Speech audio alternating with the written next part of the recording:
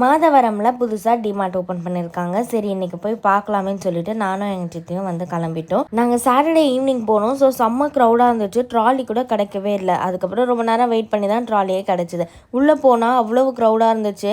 எல்லா திங்ஸுமே இருந்தது. ஆனால் எல்லாமே வந்து ஆர்கனைஸ் பண்ணாமல் இருந்தது. எல்லாமே களைச்சி போட்டு ஒரு இடத்துல இருக்கிறது வேறு இடத்துல அந்த மாதிரி இருந்துச்சு. தேடி தேடி எடுக்கிற மாதிரி இருந்துச்சு. இங்கே வந்து ஸ்லிப்பர்ஸ், ட்ரெஸ்ஸஸ் இதெல்லாம் சூப்பராக இருந்துச்சு. குவாலிட்டியும் நல்லா தான் இருக்குது. அஃபோர்டபுள் ப்ரைஸ்லேயும் இருக்குது. ஆனால் என்ன ஒன்று நம்ம ரொம்ப தேடி கண்டுபிடிச்சி எடுக்கிற மாதிரி இருந்துச்சு. வாட்டர் பாட்டில் கலெக்ஷன் சூப்பராக இருந்துச்சு. கம்மி ப்ரைஸில் இருந்துச்சு. இதெல்லாம் 21 rupees தான். தாராளமாக வாங்கலாம். ஆர்கனைசர் பாக்ஸும் வந்து கம்மியான ப்ரைஸ்க்கே இருந்துச்சு. இந்த மாதிரி க்யூட்டான யூனிகார்ன் பாக்ஸஸ் எல்லாமே கூட இருந்தது. நிறைய கலெக்ஷன்ஸ் இருக்குது குட்டி பசங்களுக்கும். அதுக்கப்புறம் வீட்டுக்கு தேவையான இந்த மாதிரி கடாய் இதெல்லாம் வந்துச்சு. கிளாஸ்வேர் ஐட்டம்ஸ்லாம் 29 rupeesக்கே அவ்வளோ க்யூட்டாக இருந்துச்சு.